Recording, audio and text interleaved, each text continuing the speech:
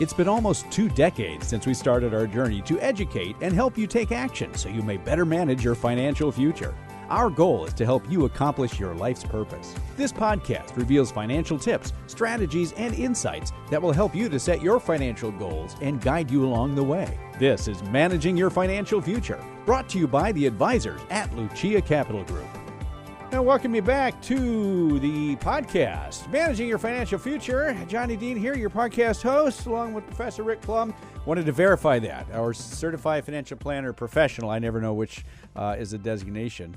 CFPs, that's a lot of work to become a CFP. It's long enough ago, I don't remember. Well, it's been a while for you. It took me a year to do it. But the funny thing is, now you do some continuing education, I'm sure. But a lot. But you've seen the tests that they give for people who are CFPs, and I think it can be interesting from time to time to see what they teach in schools and what they do to get you the designation, and the contrast with what happens in the real life, in the real world. Actually, the CFP is not so bad. It's more like some of the securities licensing and some of the other ones. It's like, okay, younger people in the office will come to me and say, "Hey, can you help me study for this test?" I go, "You probably don't want me helping you because you'll give them. I'll give you reality, and you need to learn what they're asking you for the test." Yeah, because it isn't necessarily what reality is, and a lot of times some of the tests are heavily life insurance influenced, where life insurance is the answer to a lot of questions. Is that right? Some still today for certain designations, yes. Wow. And it's like, okay, why are they asking the question the way they're asking it? They're looking for a response that they can get. And that response, while it might work on the test for the it may test not work answer, in reality. It may be the wrong thing in reality, which is why experience counts. And it's nice to have all this experience in the studio. Professor Plum, 30, 40, 50, 80 years, I forget. 87. 80, right. 86, so, 80, is there 86 or 87? I think it was 87 because I think, if I remember right, back in my day, it was not too long before the 87 downturn. Yeah, that's right. That's when I got my first job in the financial planning industry. And I know we talked about that, but this is why I say experience counts, especially when it comes to things like financial planning, because you know what the real world experience is, and that knowing the difference between the real world and the academic world. You need to know both worlds. Yeah. You have to know what the rules are, but you have to know how to apply them. Right. And you actually have to know the academic side of it so you can understand how the world works from that side of it so that you can make it work for the people. And a lot of this is psychology, too, and helping people understand how to make it work for them given how we react to things. Mm-hmm. And our reaction to things in many cases, and our reactions and understandings of wrong information.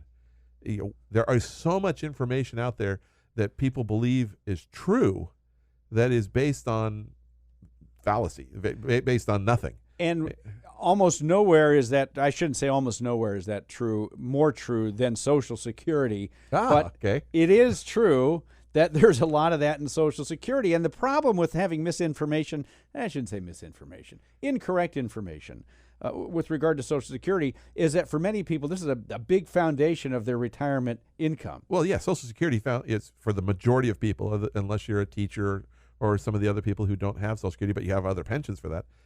It forms the foundation for your retirement life. It's either a good portion or all of your retirement life in some cases. So not understanding how it really works, you can really shortchange yourself. Well, and yes, which is the reason why we talk about it every few weeks. We get a lot of questions on this. It may be it's our either most popular or second most popular topic, I forget, but we do get a lot of questions on this. And I want to go through a few different scenarios here with you, Professor, and common questions. Some of the most common questions you get are my benefits taxed? And we've talked about that before. Right. Or when to start. Or when should I start taking my retirement? We've done podcasts on those particular topics. So you can look those up in the archives. Right. So we'll stay away from those for now. But I want to get to a few of these other questions because they do come up rather frequently, and some people don't even know that they should be asking them. One of them is this.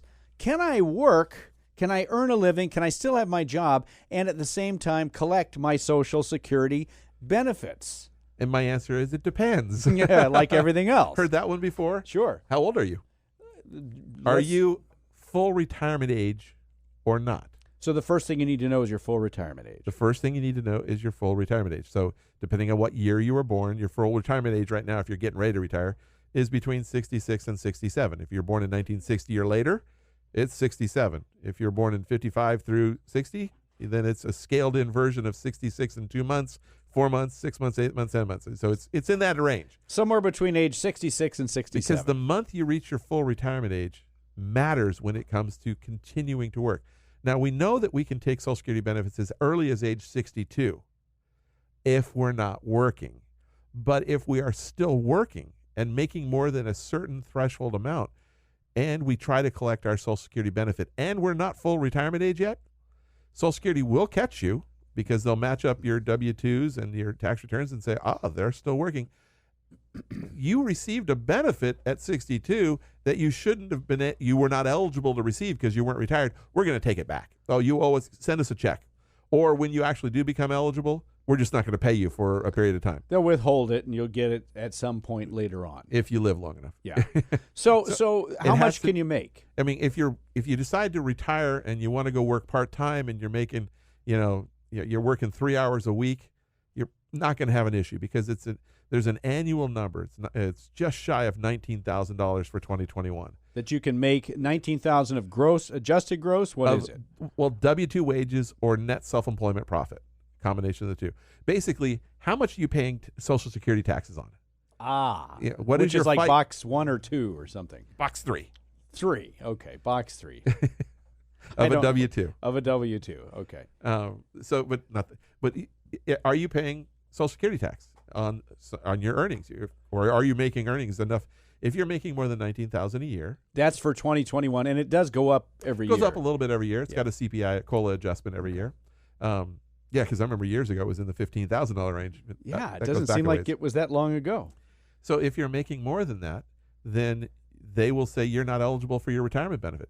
Now that's for every year that you are not before you reach your full retirement age year.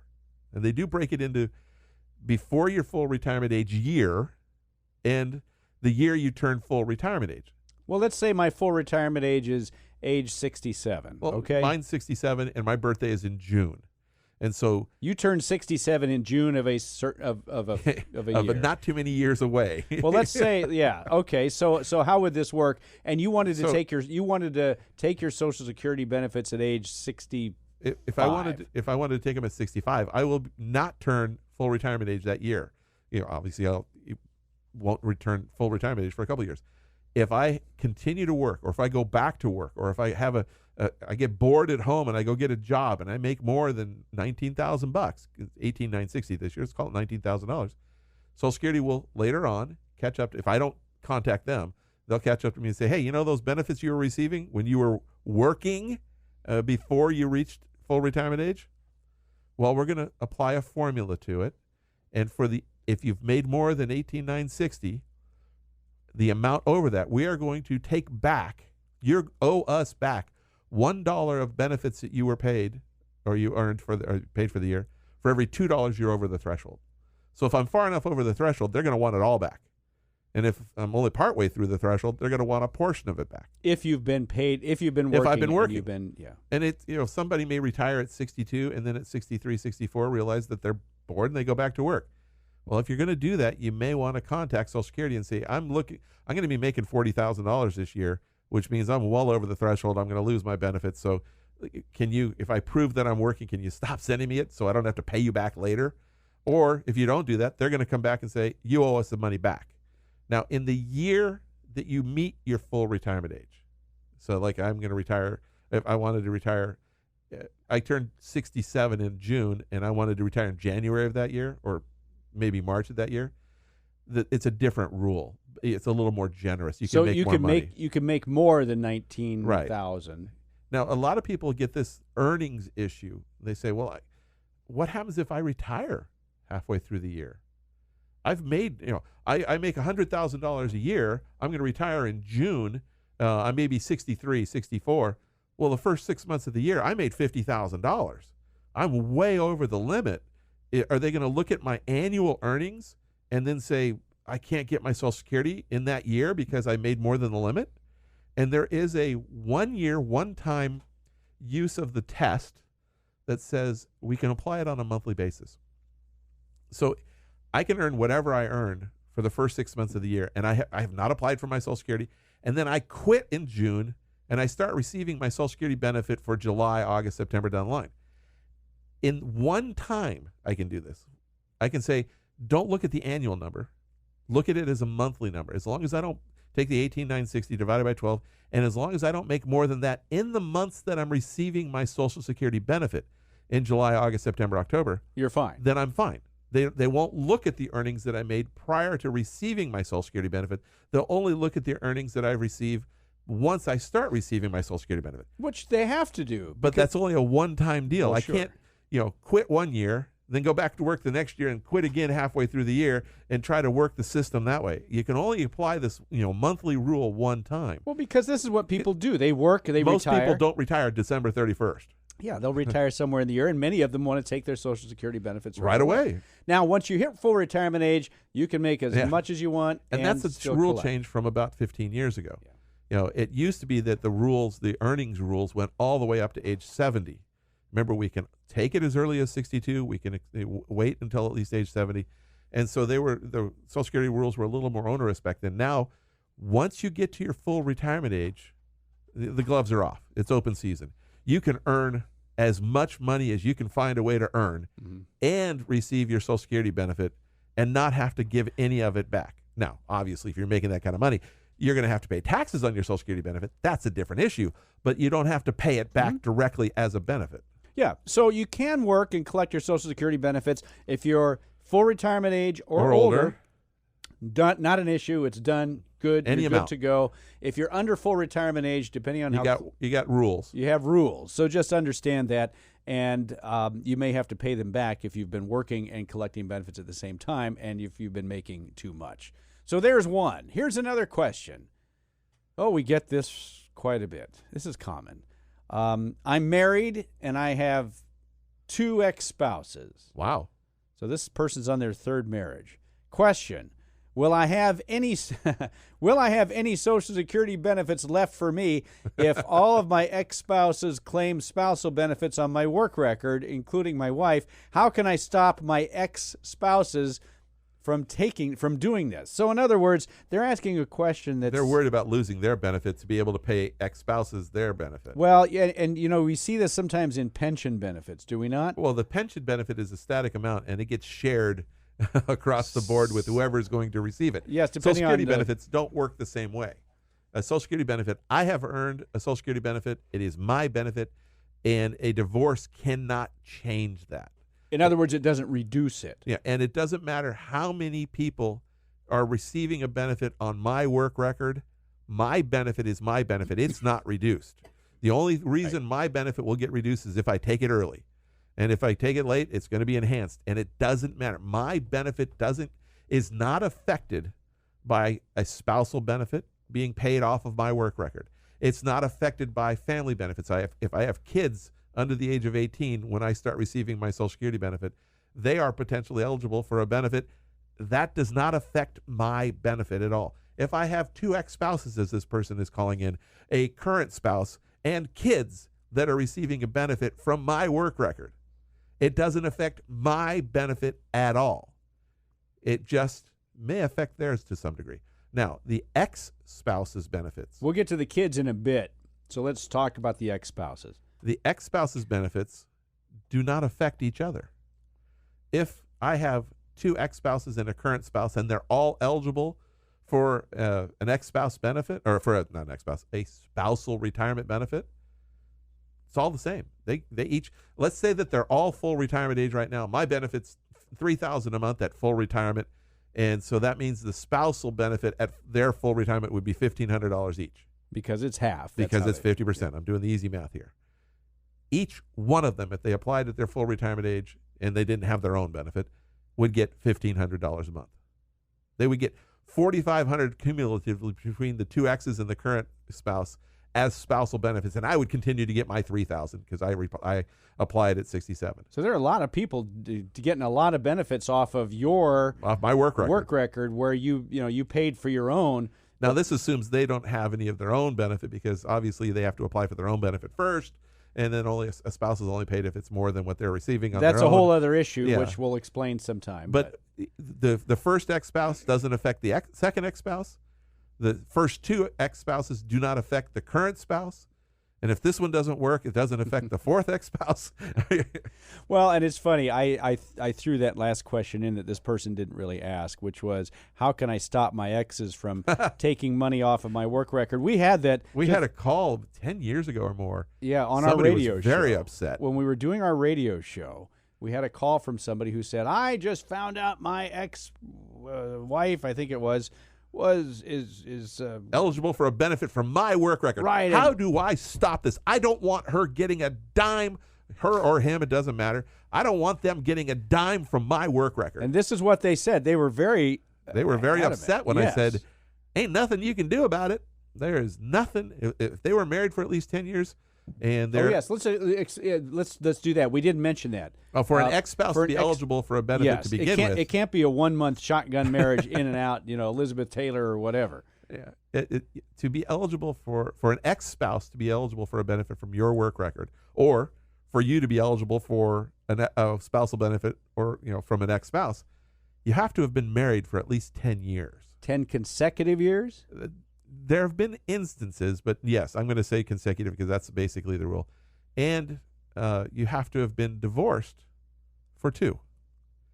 So you can't get to 66 and say, because one of the big issues are for a current spouse to be able to receive a spousal retirement benefit, the worker has to be receiving a benefit. In other words, if my wife wants to take one off of me, she can't get a spousal benefit until from me you're receiving your benefit. I have to apply and start receiving my own benefit. Right. Then she can do it. Yeah. An ex-spouse, they don't have to.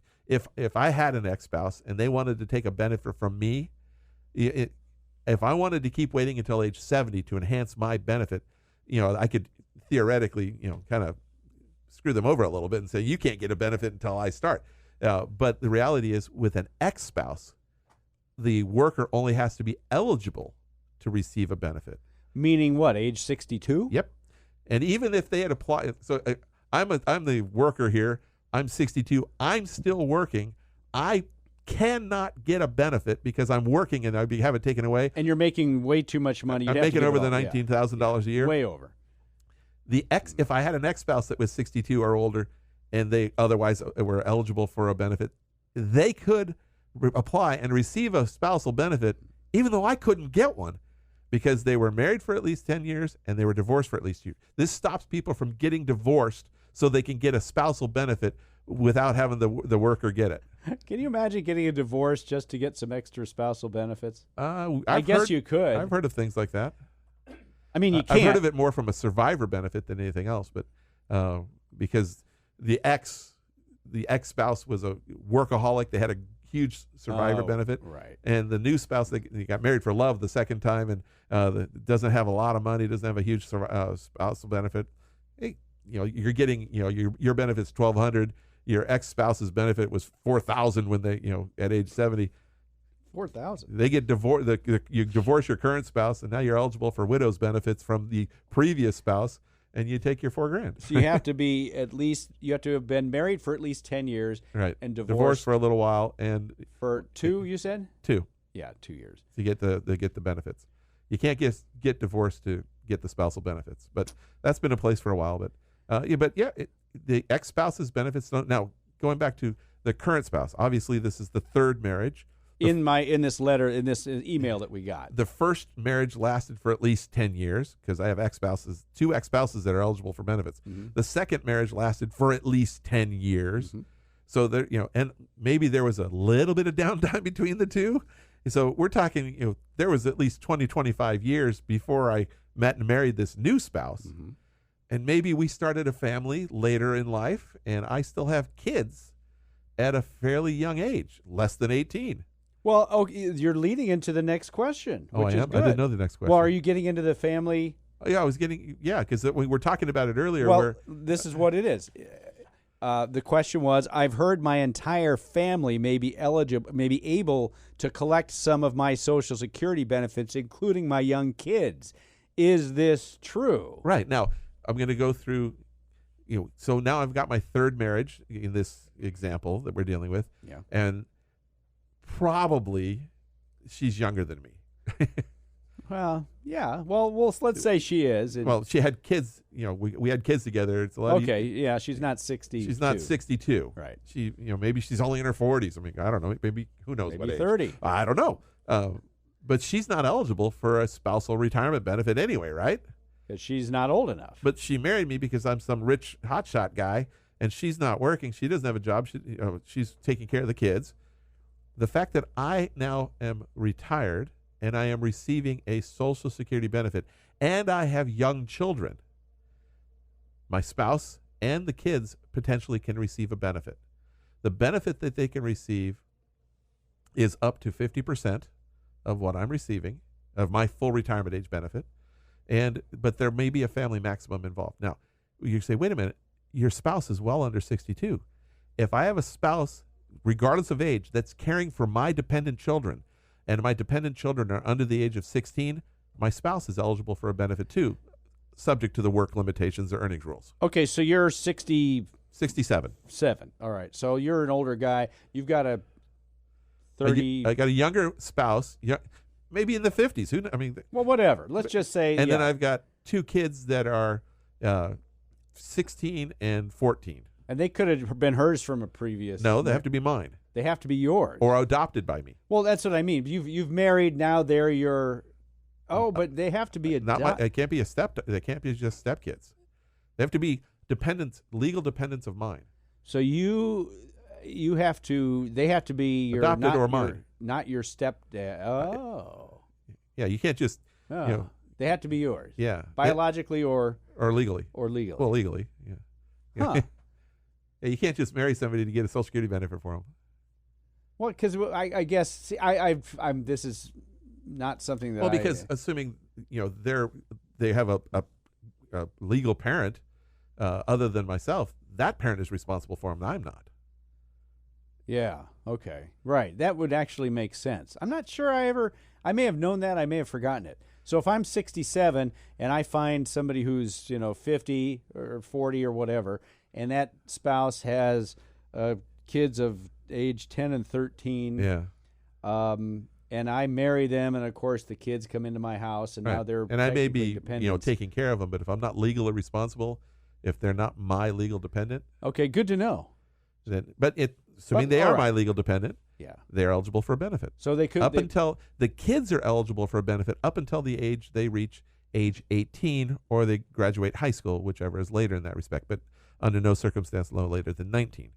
The mom in this case would be eligible for a benefit until the youngest child turns 16. Once there's no child under 16 anymore, the mom loses their benefit, but the kid continues to get it for 2 more years. Okay, so you're 67. This current spouse is 40, whatever, and you have 2 kids. One's 10, one's 13. Let's say your spouse can get a benefit. All 3 of them will get a benefit. Both of the children will get. How much do they get? I think they get 50% of what I'm receiving each. Wait, they each get 50%? Right. So if you're making $3,000, if you have a $3,000 Social Security benefit, yeah, then they would be each getting $1,500, but per month. There is a family maximum. There you go. And the family maximum says that they're not going to get the full amount. And generally, if there's more than 2 people receiving a benefit, I mean, it varies depending upon the size of the. Yeah. It's scaled in depending upon the size of the benefit that the worker's getting. But generally, if it's more than 2 people, there's going to be some curtailing of the overall benefit. So what they'll do is they'll curtail the 3 dependents. They won't change mine. The family maximum is based on the whole thing, but mine will stay the same, and theirs will be cut. So your spouse and the 2 kids. Yeah. So instead of getting $4,500, maybe the family maximum was $3,000. I'm just making the number up. They would each get $1,000 each. So they would take that number, whatever it is, and divide it up between the 3 of them. Between the 3 of the spouse and the 2 kids. If for whatever reason the mom went to work and she lost her benefit because she started earning too much money, then the kids would pick up their full benefit, up to their full benefit, or the family maximum. So whatever mom loses gets picked up to the individual limits on the kids. And then when one of them drops off, so the 13-year-old becomes 18, and the other one's still only 15. So mom's still getting, all three of them were getting a benefit. The older one gets 18, they drop off. Now mom and the younger child get their full benefit for about a year. Because the 15-year-old, once the 15-year-old, then mom's benefit drops off. The youngest one is now 16. You have no more kids under the age of 16. And so the mom benefit, the parent benefit drops off. And now we got one left until they turn 18 or finish high school or turn 19, or gets disabled. But how do you pay a kid? How do you pay a kid $1,000 a month who's 10? I mean, it generally goes to the parent. So how does that work? Does it obviously a 10-year-old can't have a bank account with $1,000 a month. It generally goes to the parent. The whole check goes to the parent. So the parent can do whatever. The money doesn't belong to the kid? I can't imagine it's it does. It's taxed to the kid. At the kid's level. And but it's used to provide for the kid. Presumably the parents are providing shelter, food. Well, that's what it's there for. Yeah, to provide for the kid. Yeah, interesting. But it's there. And there are. Now, in that case, each of the kids are getting a benefit. The new mom is getting a benefit. But I still have these other two ex-wives out there. Their benefit is not part of the family maximum. So they can collect. They can collect or not collect. They can do whatever they want. Yeah. What they get or don't get has no impact on the family. Only the immediate family. Because once they're an ex, they're no longer. You're not family anymore. I don't know. That's the way they look at it. It's interesting. So you could be 67 and making $300,000 a year or whatever, right? And getting my Social Security benefit. And so there are times where the family gets it. So heck, they could spend it on anything. If it weren't for the family benefits, a lot of times somebody would wait until age 70 to take their own benefit because they're still working. Yeah. But then they're looking at, well, wait a minute, it's going to take a long time to recoup what I'm giving up, what the kids are receiving, and the current spouse could be receiving. They could be receiving $3,000-$4,000 a month while I'm working. So okay, I have to pay some tax on the benefit the spouse is receiving, but I don't pay any tax on the benefit the kids are receiving because they're taxed at their own bracket. They're not making enough money to make it taxable. So I'll take it early, even though it doesn't grow mine as much, because we get a bunch more money for the next 4 or 5 hours. Depends on how old the kids are. It seems like it kind of violates the spirit of the deal. Because if I'm 67 and I'm making a heck of a lot of money, I can provide for my family, no problem. But I'm allowed to take these. Well, this comes down to my family's allowed to get. You can't make this so. No, you can't. Over-encompassing that it takes care of every single way to take advantage of the there are system. going to be people who don't need it and they're going to get it. But it's designed to take care of those who need it. Who do need it. Yeah. Now, this is retirement benefits. We're talking about there are kind of similar rules for survivor benefits, widows and families benefits. But it's just there are potentially benefits out there, and we have to look at what's available. Do you still have kids? Did you start later in life? And don't worry about the exes. They don't affect what your current spouse or family is getting. They don't affect what you're getting. And you can't stop them from getting it. And I don't know how many people know about the ex-spouses. Maybe there may be ex-spouses out there who had no idea. I was married to that person 20 years. We got divorced 20 years ago, and I was married for 12.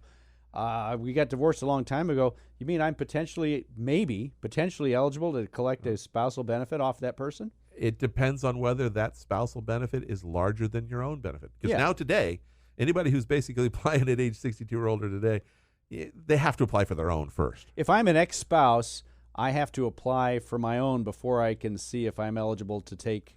Anybody has to apply for them. I mean, unless you were born before 1954 and you're just getting to it, but we're running out of time on those.